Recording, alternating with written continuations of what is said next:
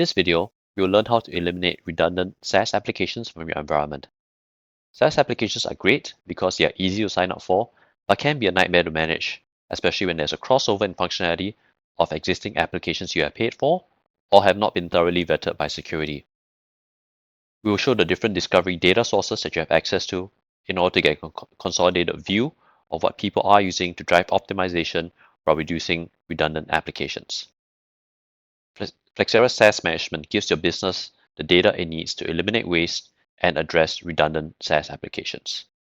It helps with effective contract renewal negotiations, reducing vendor sprawl, and mitigates the risk of shadow SaaS by providing accurate usage insights.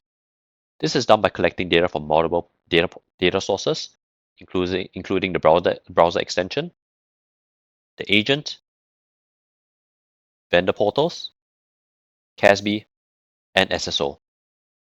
This gives you an accurate view of what employees are actually using and for how long, to provide the insights needed to drive optimization.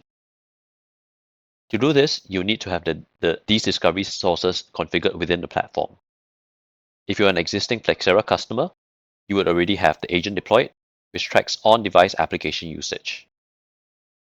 For the browser extension, it can be pushed from the agent and supports Google Chrome, Mozilla Firefox, Microsoft Edge, and Apple Safari. Vendor APIs, CASB, and SSO can be configured within the UI but are vendor-specific, so please refer to the documentation link below. For today's video, we will be leveraging three data sources: the Microsoft 365 SaaS connector, the browser extension, and Defender. Let's assume in this case that the browser extension has been already deployed through the agent. For the Microsoft 365 connector, you will need to have an account with the following permissions. Scroll down and follow the procedures here within Azure. App registration, API permissions, grant the delegated permissions and application permissions, certificates and secrets, and do remember to note down the tenant ID and client ID, as well as the client secret. Perform the same steps for Microsoft Defender, and now you're ready to set it up within the UI. Come over here to the left-hand side, click the SaaS icon, get started, add icon, add connectors. Here you can name a connector and paste in your tenant ID, client secret. You can put domains if you need to and set the schedule. Lastly, click the button at the top, save, and if at any point in time you need help, click here, and this will take you to a documentation link. Now coming back to the Applications tab over here, you'll be able to have a consolidated view of all the SaaS that we have discovered from the multiple discovery sources.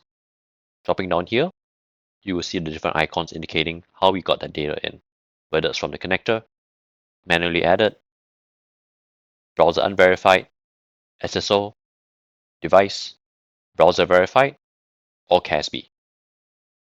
You'll also notice that we have automatically categorized the applications, and let's use generative AI for this example. Here we've automatically classified ChatGPT, Grammarly, and Microsoft 365 Copilot as generative AI. We've also indicated the discovery type here, showed the total number of users, and the subscriptions if there are any. If we click into something like ChatGPT, we can see if there are any monthly running costs there. And importantly, is there a crossover in application functionality? Why are people still using ChatGPT when there's a paid subscription for Microsoft 365 Copilot already? If you want to, go over to the User tab, and you'll be able to see all the users who have been using ChatGPT, as well as metering data over here. Feel free to go back to Applications and search by the different categories. If we go to something like Monday.com, we will be able to see other instances where there's a crossover in functionality. Now that you've understand how Flexera's different discovery methods work, the next step will be to configure the different methods within your environment to ensure you get enough depth and breadth of data. If you'd like more information, please visit our community pages or the Flexera documentation to configure these within the platform. Thank you.